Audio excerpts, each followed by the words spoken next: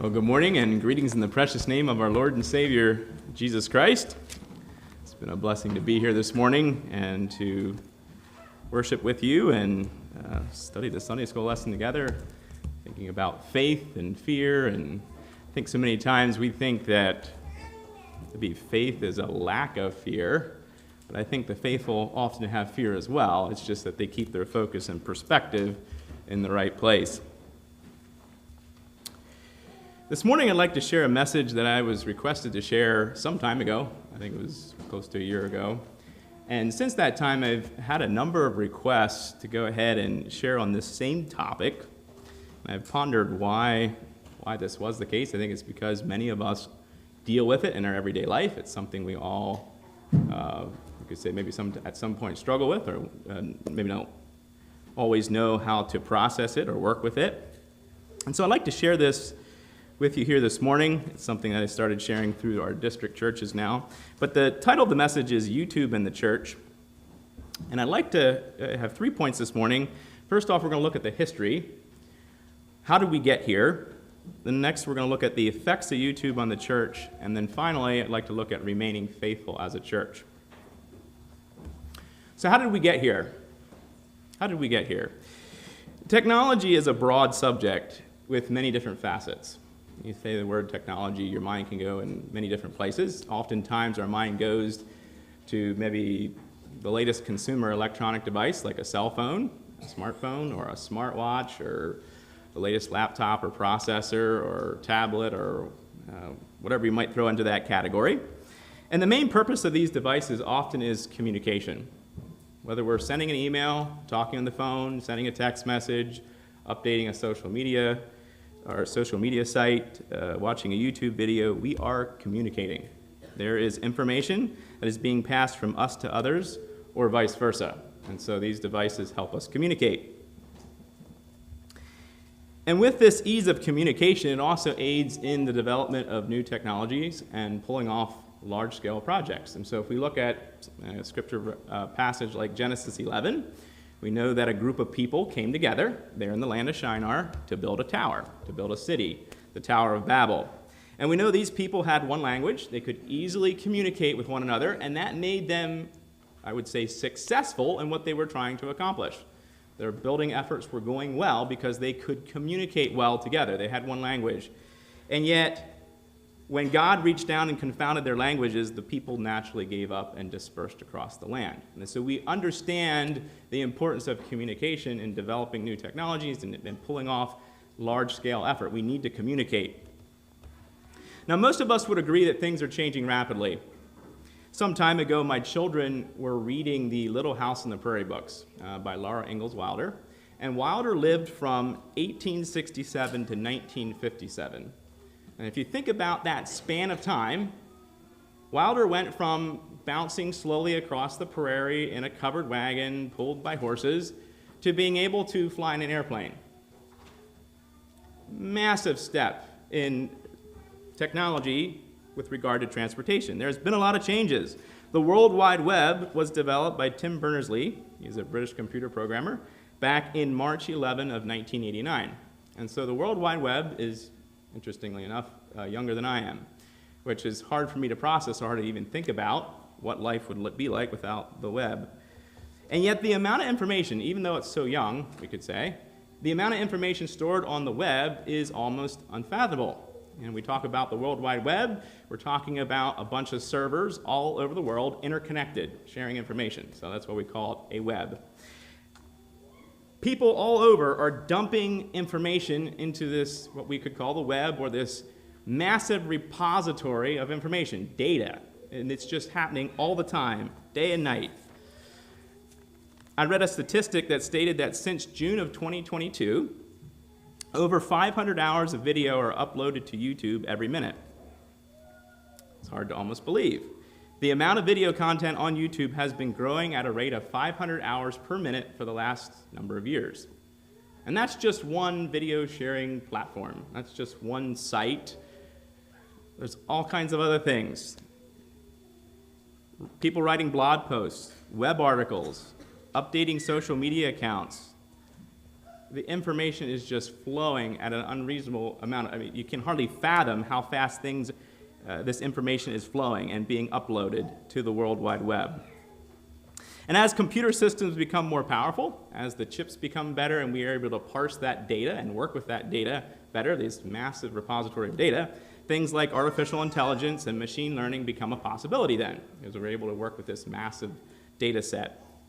And yet my question here this morning is all this uptick in communication and sharing of information a good thing? Is it positive? If we go back in history, there was a time when communication was very limited, we would say, compared to today. You know, if I wanted to talk to someone, I had to be face-to-face with them. Or let's just say two armies were fighting each other, and what do? You send a herald back to your home country to let them know how the war was going. Communication was very limited. Written communication was critiqued and reviewed before being published. Think about the time before the printing press. No, a Bible like this represented a person's labor. Imagine how long it would take to take your Bible and copy it word for word to make another manuscript. It would be a daunting task. It would take a long time. Today, the cost is minimum to publish something. You know, I can go on and I could post something online for free. You know, every one of you could go on there and you could read it. You could see it. Today, there is very little restriction on what is published. Nobody would critique what I wrote. I could put it out there without anybody reviewing it. And so looking back in history, while the quantity of, we could say, communication was less than today, the quality was better as it was more closely controlled. So you think about the newspaper, you think about written text, and whatever, it was more closely controlled, it cost more, and so there was, you could say, I realize it's a generalization, but you could say the quality maybe was better than it is today. And so all this information flowing, with no restriction, or little restriction, or accountability, can make it hard to know what is truth. So this bucket of information, data flowing everywhere, what is truth? We often like when things are black and white, when they're cut and dry, when they're very clear. There was a time when the church could draw a line on TV, and that was the end of the discussion. And that goes back to an era, several years ago. And yet we realize that many times a certain tool or technology is not intrinsically right or wrong, but rather the way in which that tool or technology is used is determined whether it's right or wrong. Now I said many times, it's, how do you look at the right side of a nuclear warhead? Well, okay, that's why I use the term many times. There's some things that are hard to see the good in them, okay? This reminds me of the example of the donkey cart. Now, many years ago, my wife and I took a trip to sub-Saharan Africa.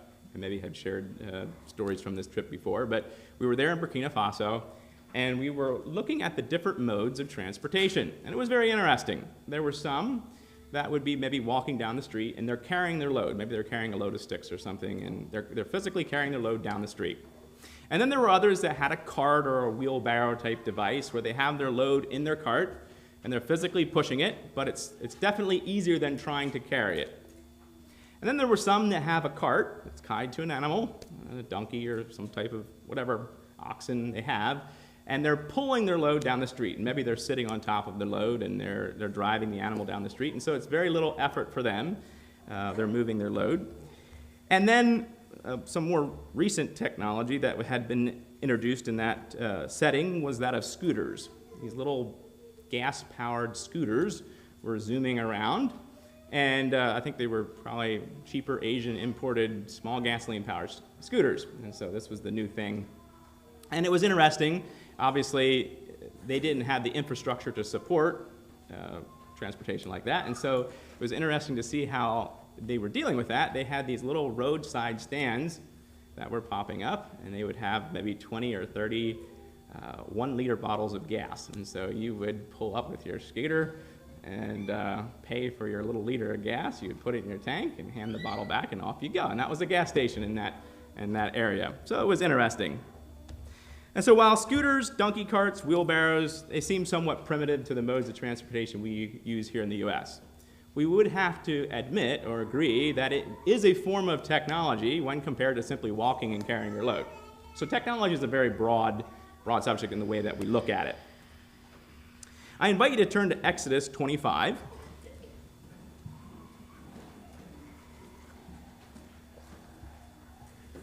Exodus 25, 10 to 14. This is talking about the tabernacle and the articles in the tabernacle. And specifically, this passage of Scripture here is talking about the Ark of the Covenant. Exodus 25, verses 10 through 14. And they shall make an ark of shittim wood. 2 cubits and a half shall be the length thereof, and 1 cubit and a half the breadth thereof, and 1 cubit and a half the height thereof. And thou shalt overlay it with pure gold, within and without shalt thou overlay it, and shall make upon it a crown of gold round about. And thou shalt cast 4 rings of gold for it, and put them in the 4 corners thereof. And 2 rings shall be in the one side of it, and 2 rings on the other side of it. And thou shalt make staves of shittim wood, and overlay them with gold. And thou shalt put the staves into the rings by the sides of the ark, that the ark may be borne with them. Okay, I'll leave off reading there. So here we see God telling the children of Israel they're supposed to take some wood, they're supposed to make a box, and they're supposed to take this box and they're supposed to cover it with gold. Okay, we have the Ark of the Covenant, right? And on the 4 corners of this box, they were supposed to cast these rings. 4 rings, 1 on each corner. And they were supposed to take 2 sticks, cover those in gold, and shove the sticks through the rings. And so what ended up happening is you had this box being able to be carried by 4 people, right? 1 in each corner, 1 on each end of the stick with 2 sticks. Now what I find interesting about this, and you can kind of see some of the similarities here as you look at the other articles as well in the tabernacle, is that God, infinite in wisdom, creator of the heaven and the earth, just infinite foreknowledge and everything, would have told the children of Israel to design the Ark of the Covenant to be transported in this manner. It took 4 people. Wasn't there a more efficient way of doing this? You know, couldn't God, in his infinite wisdom, had them design some type of wheelbarrow type device? Okay, put this wheel in the front and kind of told them how to do it. You set the box on the wheelbarrow, and voila, you have one person doing the work of 4 people. We have a jump in technology, a jump in efficiency. It's better. Or we could go one step further. Maybe they could have built a cart and hooked it to a donkey or some for animal, and then no one really would have had to work. We would just transported it that way and be done. Now, before we go any further, I'd just like to pause a little bit and just think, maybe in a little larger sense. It's interesting to think about the fact that God chooses to accomplish his work through us today, accomplishes his will on earth today, accomplish the kingdom of heaven here on earth today. You know, he could have chosen to transport this ark any way he so chose. You know, he could have spoke the word, and the ark, the whole tabernacle, everything could have got blasted to the next location without anybody doing anything. Nobody needs to be involved. God doesn't need to use us today either. He could speak the word and it would be done. And yet he chooses to work through you and I today to accomplish his will. And so it's humbling to realize that God chooses to work through us, and may each one of us be faithful in what he's calling us to do. I invite you now to turn to 2 Samuel 6. 2 Samuel 6, 1 through 7.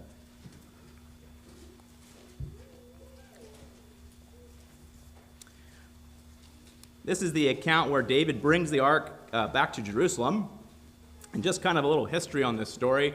We know that the children of Israel had sort of fallen away from following the Lord.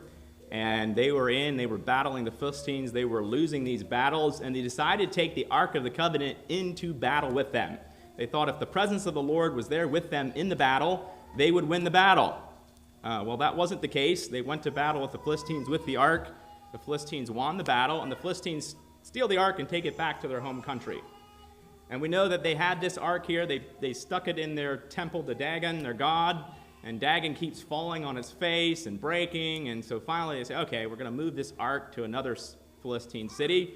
And then God hits them with a plague or some type of disease. And so this thing, finally, it gets to the point where the lords of the Philistines come together and say, you know what? This thing's got to go.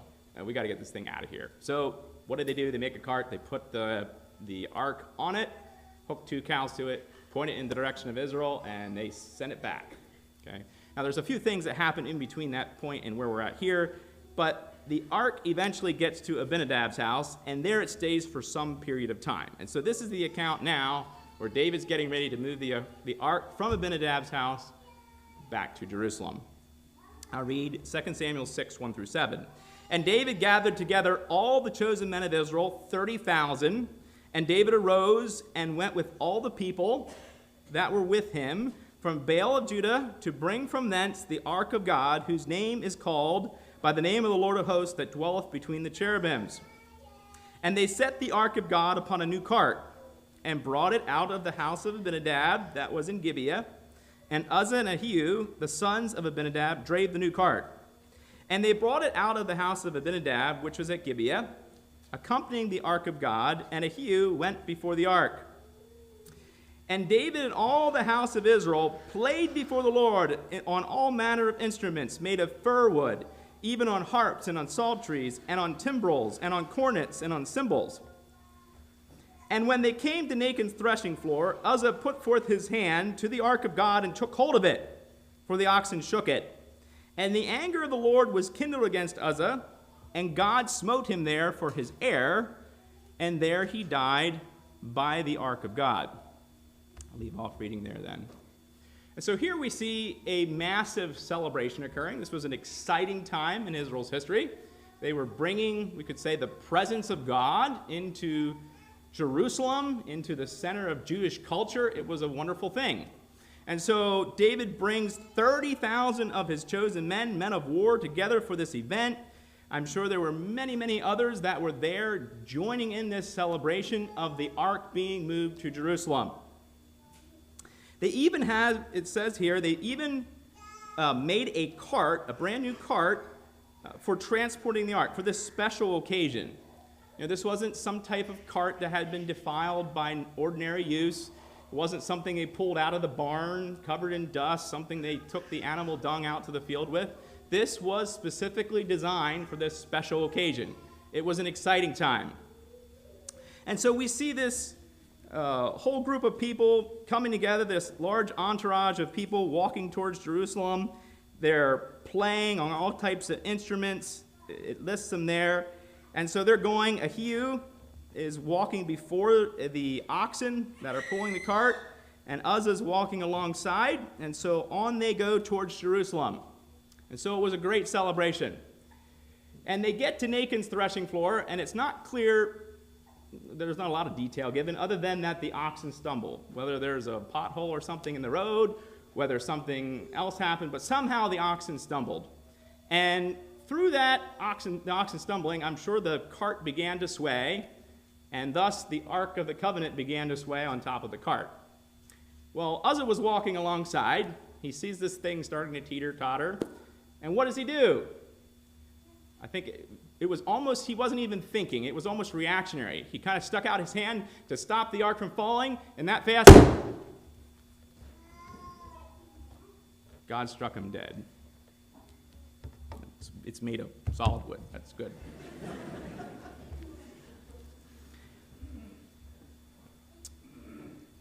You know, no one set out that day to have Uzzah killed. No one saw it coming. You know, it wasn't like David putting Uriah at the front of the battle. Put him at the front of the battle, pull back, and have him killed. It wasn't premeditated murder. This was a surprise. Didn't anyone speak up and question why they were using an ox cart instead of carrying the Ark of God as it was intended? You know, they probably physically loaded that ox cart with the actual golden sticks, one person each cart, and physically put it on the cart to start moving it. Didn't somebody question why? What are we doing? How did we get to this point? What went wrong? My question this morning is, how did we get to the place where we're at today? You know, the ox cart is not an inherently bad piece of technology. When we were there in Africa, I saw it in use all the time. They were farmers. They used these ox carts all the time. It was put to good use. However, in the case of transporting the ark of God, it was used incorrectly. Someone made the decision to improve the efficiency of transporting the ark, or they thought it was maybe more special, or I don't know what the reasoning was for it. Someone made the decision to transport the ark of God with this cart, and it was incorrect. This had a major impact. We don't know if Uzzah was married. He might have had children. There were children that may have lost a father, a wife that lost a husband. It had an impact. It's very unlikely that they would have chosen to transport the ark of God this way had they understood the impact of the decision they were making. Today, we also need to make decisions about technology, ones that impact us as well as our families, our church, those around us. And when we think specifically about YouTube, about social media, things like that, it can be used for very good uses. Thinking back to COVID, live streaming church services was a wonderful thing. We couldn't come together like this. We weren't allowed to. So what a blessing it was to have live stream. There's wholesome, God-honoring music on YouTube. Education. You can learn a lot very quickly by watching a few YouTube videos. If you don't know how to fix something, it's a quick place to go. Somebody else surely had the problem somewhere. It's an excellent platform for sharing the gospel message. It's a very effective means of communication. The verbal with the visual is a powerful way to share the gospel. And yet we clearly see how YouTube, other video streaming services and things like that, can be used incorrectly. So let's talk about the effects of YouTube on the church. It's basically impossible to uncover every way that technology, and we could say YouTube and all that, is affecting the church. The time won't allow this morning to even begin to scratch the surface on that. What would the church look like if the computer had not been invented? The World Wide Web had not been developed. Smartphones never came into existence. We rewind 20, 30, 40 years ago, and it looked different, and yet we could hardly imagine today without some of these devices, without some of these tools. We use them almost every day, and they have a large impact on us and the way we communicate. And since we are all members of a church, the church, right, it's affecting the church. The way in which YouTube and other forms of technology is affecting us is the way it's affecting the church.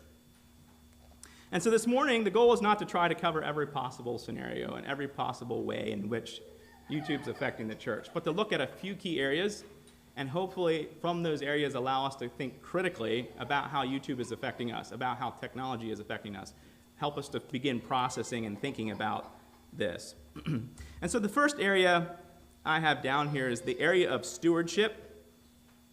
There are many times in the gospel accounts where Jesus refers to people as stewards, or servants that are given responsibility for another person's wealth or resources. And so one of the most familiar accounts is there in Matthew 25, where Jesus tells the parable of this ruler. He's going into a far country, and he gives talents or money to some of his servants. He gives 5 talents to one, 2 talents to another, and 1 talent to that final servant. And he goes off into this far country. He's there for some period of time, and we know that the person that was given 5 talents and the person that was given 2 talents, they go out there and they are, I don't know if they were trading, they were investing, they were doing something with those talents. And we realize that garnished a return. And so the guy that was given 5 talents got another 5 talents beside that. The person that was given 2 got another 2 beside that. So they doubled what they were given. Yet the person that was given the 1 talent went and hid his talent in the dirt. And we could look at that in more detail. We're not this morning, though. But it was out of fear. He was fearful of the way his Lord was going to respond. So fear kept him from actually making good use of the talent that he was given. Well, when that Lord returned, he blesses the person that was given 5 talents and the person that was given 2 talents. They were blessed. They were called faithful and wise servants. And yet the person that was given only 1, the one that hid his talent in the dirt, he didn't lose it, he still had it, he still had the 1. The ruler judges that person. The ruler called him a wicked and a slothful servant. His talent was taken from him and given to the person that had the 5 talents, or now 10. And he was thrown into outer darkness where there is weeping and gnashing of teeth. Utter separation from God, judgment. And so it's from parables like this that we understand the importance of being a good and faithful steward of what he's blessed us with. It is very important. So how are we stewards today? I think one of the main areas we're stewards in is in the time that we're given. Every one of us has been given time. We're all here this morning. We have time. I meet very few people who claim that they have too much time. Just don't know what to do with all the time I have. It's just very few people have too much time. There are some, maybe, that you could say they have excess time, but very few. There are some people who will decline teaching Sunday school, maybe sharing in a devotional, because they're too busy. And yet, how well do we truly manage our time?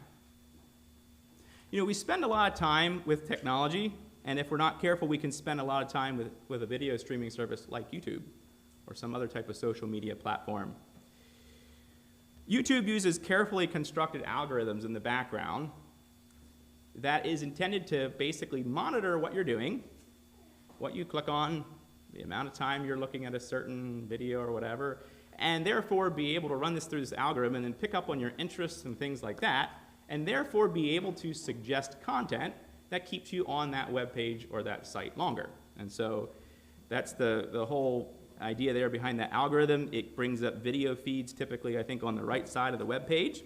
And the idea is that it draws you in, that it keeps you on the website longer. And so by doing that, it suggests videos that should interest you, and therefore you click on them and you stay on the site longer. So the average person in the United States spends almost 50 minutes a day on YouTube. And I'm not sure, I guess that's just YouTube. There's other sites out there and stuff, so I don't know how long people spend with social media at large per day, but it's a lot. Now, some of this time can be good and productive, like we talked about. We can go on, and I'm assuming Living Water has services up online, I would guess, and I could go and I could click on a service and I could watch something from a year or two ago and be blessed. Good, solid Christian teaching. And so some of it can be good. I used YouTube for work at times. There's many machine manufacturers that upload video content of their machines running, and it gives a good idea of how the machine operates and whether it's going to be a good fit for our needs. And yet some of this time can be wasted. How many of you spent 1 consecutive hour watching video clips or surfing the internet over the past month looking at things that interest you? Sports, hobbies like hunting or fishing, latest trends in home decorations, Pinterest, let you fill in the blank. I don't know what it is. I'm just throwing things out there, right? How many of you have spent 1 consecutive hour talking to someone face-to-face over the past month? You know, an hour conversation face-to-face with somebody is actually pretty long, if you think about it. How many of you have spent 1 consecutive hour talking to God over the past month? You know, we walk in the church door, we slide into our pew, and we sing, "Sweet hour of prayer, sweet hour of prayer." And we sing it fervently, we sing it reverently, we sing it like we do this every day. I have to admit that I am not as faithful in that area as I should. If you're like me, I can quickly spend more time with technology like YouTube than we do with people or alone with God. Relationship. When people come face to face with death, what is important in life can somehow become strangely clear when throughout their life they couldn't see it. Imagine that you have been diagnosed with cancer and your doctor comes in to talk with you and says you have a very aggressive form of cancer. You probably have less than 2 weeks to live. Now, how would you spend the last 2 weeks of your life? If that's all you knew you had to live, what would you do?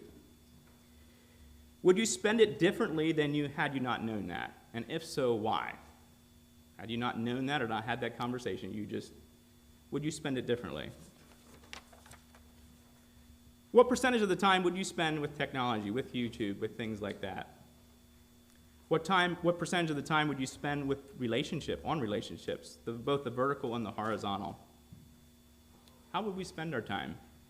The truth is that we're not guaranteed another breath. So many times we go through life presuming on the future. Life will continue on. Next week will be the same. The next week will be the same. Next year will be the same. 5 years from now, we kind of plan ahead. We have a vision of what our lives look down the road. But we're not guaranteed a thing. Lamentations 3:22-23 says, "It is of the Lord's mercy that we're not consumed, because his compassions fail not. They're new every morning. Great is thy faithfulness." God is faithful. He is sustaining us. He's carrying us. We're not entitled to another day, another breath. And so we're stewards of the time that God has given to us, and we'll be held accountable for that. Now, you may be sitting there and you're saying, "No, I disagree with you a little bit. I am more efficient and a better manager of my time by using technology." Technology is efficient, right? YouTube can be a massive time saver. So by watching YouTube, I save time, which is being a good steward of my time. However, just because something is more efficient does not mean it's necessarily better. Some time ago, I had purchased a used vehicle. This is not the actual story here. I use this as the basis for this analogy here. Just assume you purchased a used vehicle, and the headlight bulb went out a couple weeks after you purchased it. So you have to change the headlight bulb. So you open the hood, and what do you see? It's crammed with all kinds of stuff and plastic trowels. And there's no very easy way of getting to the back of the headlight housing. How do you even begin to do that? Start ripping things, I don't know how you're supposed to do that. So what do you do when you don't know what to do? You go to YouTube. You type in your make and model of vehicle. You want to change a headlight bulb. And up comes another poor soul that had the same problem you did.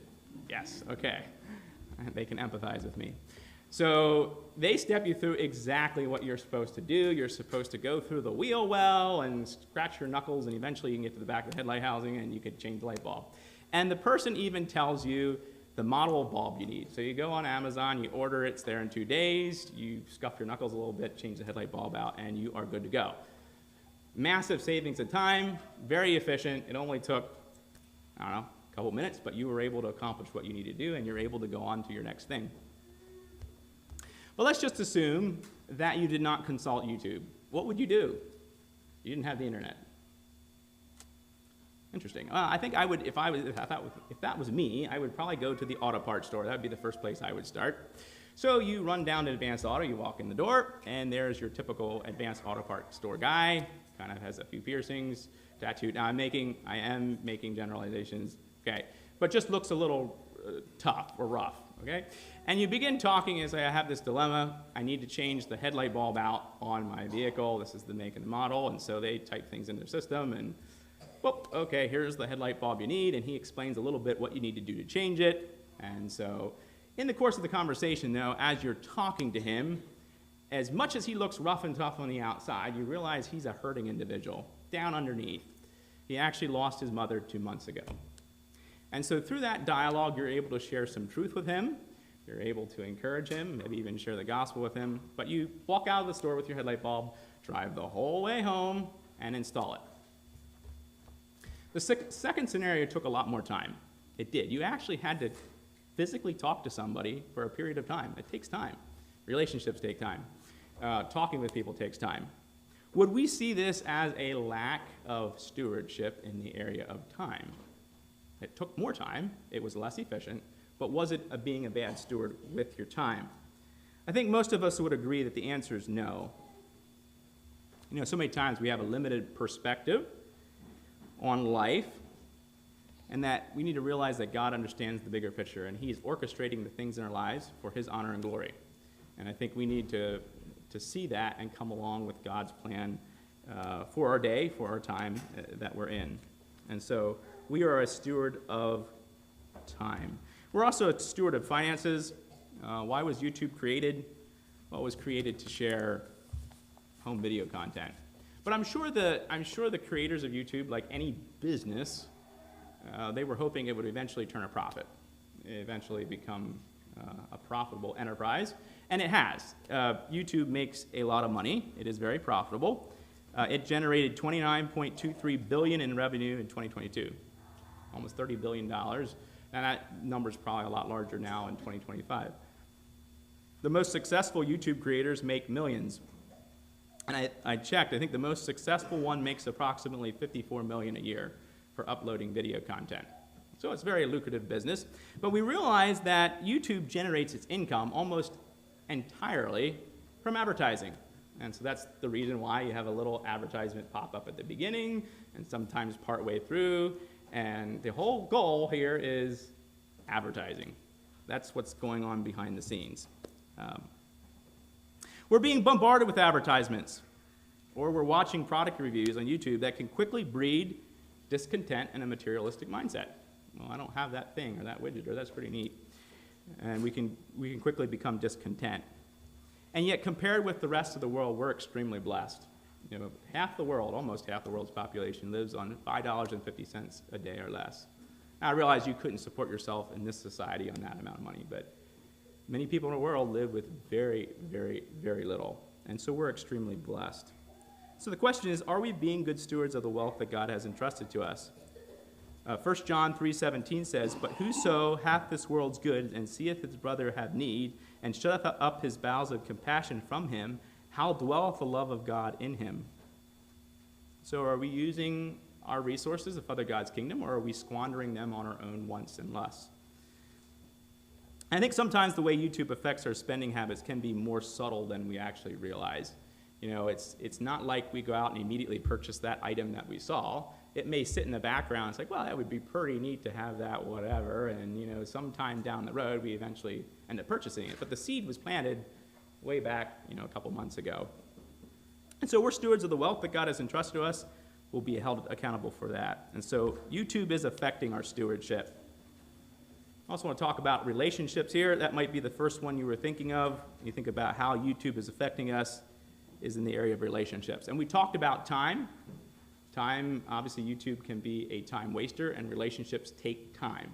And so right there, from the aspect of time, it's affecting our relationships. But it's also creating polarization. When Jesus was on trial before Pilate, Pilate asked the question, what is truth? What is truth? You know, as the amount of information grows on the World Wide Web, it can be hard to determine what is truth. And as I stated before, these sites like YouTube use an algorithm in the background that's watching your mouse clicks and your searches and what you watched, and it's starting to feed you information that aligns with your own interests and viewpoint. And so over time, once I'm starting to see content that only aligns with my own interests and viewpoints, I begin to believe that is truth. It's consistent enough, right? Maybe an example here is I have a Simplicity lawn tractor that I mow my lawn with.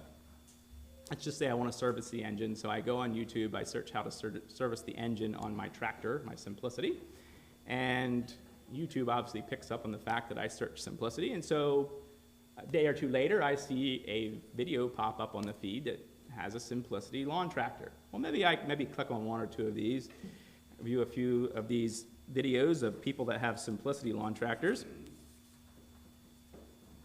And as I view these videos, I begin to think that Simplicity lawn tractors are the best lawn tractors there are. Why would anybody else want to mow their lawn with anything else but a Simplicity lawn tractor?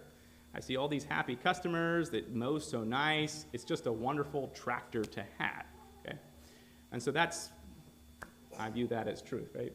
Well, my neighbor down the street, he has a beautiful green and yellow John Deere, and he wants to do the same thing. So he goes on YouTube, types in John Deere XYZ, whatever it is, up pops how to service the engine. He goes and services his engine, but the algorithm there is watching him as well, and so it pops up video content about John Deere. And so he clicks on a few of them as well, and he watches something that shows how John Deere is better than Kubota and all this other stuff. And so he is led to believe, given the constant flow of information aligning with his viewpoint, that why would anybody else choose another lawn tractor other than John Deere? I mean, it doesn't make any sense. Why would anybody mow their lawn with anything else? All right, so you play those two scenarios side by side, and we both went to the same source for our information, YouTube. We both did. But we came apart from that with two completely different answers. Same place, two different answers. I realize lawn tractors are probably a harmless subject. I don't think too many people get entrenched about their lawn tractor or what model it is, right? But what's not so funny is that when you get to topics like COVID, let's go back to that standpoint, there were churches that split over stuff like that. And so it can be divisive. It can polarize. And I think we just need to be aware of what's going on. We need to be cognizant of this. Like, not just because of the consistency of the information does that mean it's truth. All right, fellowship. Fellowship and brotherhood are key elements of church life. We come together, we encourage each other for a closer walk with Christ. We carry each other's burdens. We pray for each other. And with the advent of church live streams, recorded sermons on platforms like YouTube, Facebook, you name it, we can easily get a good taste of good spiritual teaching without even walking through the church door.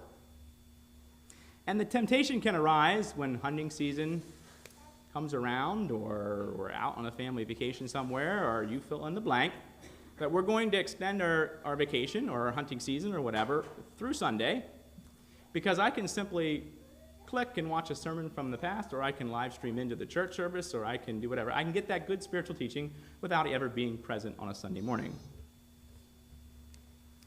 And while this may seem harmless, we may feel that we have been spiritually fed, we are missing a crucial part of church life.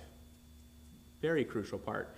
And Hebrews 10:24-25 hits this home very clearly. It says, let us consider one another to provoke unto love and to good works, not forsaking the assembly of ourselves together, as the manner of some is, but exhorting one another, and so much the more as ye see the day approaching. The importance of gathering corporately. We need each other now more than ever before. Let us be careful of the way these things are affecting us. A third area, and I'm not going to spend too much time on this, is that of thinking and mental health. It's interesting to see all the, I would say, the focus on mental health. I recently, actually it was a couple months ago, I believe, I was contacted by a doctor from Tower Health asking if our ministry team, the Kenhurst ministry team, we are not too far from Tower Health there in Reading, wanted to come out for a seminar on mental health because the number of mental health cases were rising. And it has been across the board. Anxiety is on the rise. 19.1% of the U.S. population has an anxiety disorder. Nearly a third of the U.S. population reported anxiety symptoms in 2023. And it's interesting that young adults are the ones most likely to struggle with anxiety. And I find that very interesting. And I'll maybe go on a little bit of a bunny trail here. There's a difference between knowledge and wisdom. And today, with the advent of the World Wide Web and things, we are getting bombarded with information like we have never, ever, ever throughout the history of mankind. And with that bombardment of information, while that increases one's knowledge, does not necessarily increase one's wisdom. And so older people that have lived longer and have seen life over a longer period of time can take information and process it in a manner that's maybe more appropriate than a younger person that hasn't seen that much of life. And so I wonder sometimes if the anxiety being seen in the younger generation isn't a symptom of the fact that at least the older ones can maybe process this bombardment of information a little better. I think there's an aspect there of that. But regardless, we need to be careful about our mental health. And you could say, well, it's just out there. But we are bombarded with all this stuff. Wars, political situation, the economy, anything. It's all coming. Our health has been I've been watching this since COVID. It's interesting. That's a hot button topic. And yeah, can you go on YouTube and you can watch a health-related whatever and you can come away with an opinion? Absolutely. But there's a reason we go to the doctor, because the doctor not only has the knowledge behind it, also has the wisdom to put into context with what you're dealing with. And so the importance of wisdom in that. And where are we placing our trust? Isaiah 26:3 says, "Thou wilt keep him in perfect peace, whose mind is stayed on thee, because he trusteth in thee." And so the question is, where are we placing our trust? Is our mind stayed on Jesus? So remaining faithful as a church, what does this look like? How do we move forward considering this? Here we are. We're not going to somehow remove ourselves. We're not going to go live in a cave in the woods somewhere and completely disconnect. Okay, we're here, and how do we move forward? I think one area is we need to keep our focus and trust in the right place. And so this starts with prayer. It starts with Bible reading. It starts taking our focus and putting it in the right place. Instead of taking a few minutes to watch several clips on YouTube or kind of catch up on the news, take time to read God's Word. Spend extra time in prayer. You know, George Mueller was a busy man too. We kind of think we're like super busy compared to everybody else in the past. Well, we're busy, I get it, but they were busy too. It's priorities we're talking about. Brotherhood in the church. We need to keep this a priority. God never intended that we as Christians would walk this life alone. It's not healthy. We need each other as never before. We need the input of the brotherhood. I mean, you could take the smartest, brightest, most competent person that has, and they still have blind spots in their life. Nobody sees the picture in full perfectly. We need each other, especially in this area of technology. Discipleship groups, accountability groups are good methods of strengthening the brotherhood and sharing. We need to come together. We need to be open and honest. And then finally, godly wisdom. We need godly wisdom. We need to be praying for godly wisdom. James 1:5, if any of you lack wisdom, let him ask of God that giveth to all men liberally and upbraideth not, and it shall be given him. You know, technology will continue to change. You thought it changed a lot here recently, but it's going to keep changing at even faster rates. Especially, I said, we're on the cusp of a lot more AI and things like that, and you see that it's touted all over the place. And so as these computer systems begin making decisions and they're dumping more content out online, not just people physically dumping, now we have computers dumping information online and compiling data. The landscape is going to continue to change in this area. And while this technology like YouTube is not inherently right or wrong, it can be very dangerous depending on how it's used. We need wisdom. We need godly wisdom to navigate this. What safeguards need to be put in place? How do we navigate this? What should it look like? Was Uzzah's life worth trying to transport the Ark of God on a cart? So in conclusion, may we as the Church of Jesus Christ be found faithful in the generation that we live. We're here for such a time as this. God has placed us on this earth for this time, this area, with this certain neighbors, with certain people around us. He has us placed for a reason here. Let us be faithful. As Hebrews 12:1 states, let us lay aside every weight and the sin which does so easily beset us, and let us run with patience the race that is set before us. With these thoughts in mind, let's kneel for a word of prayer.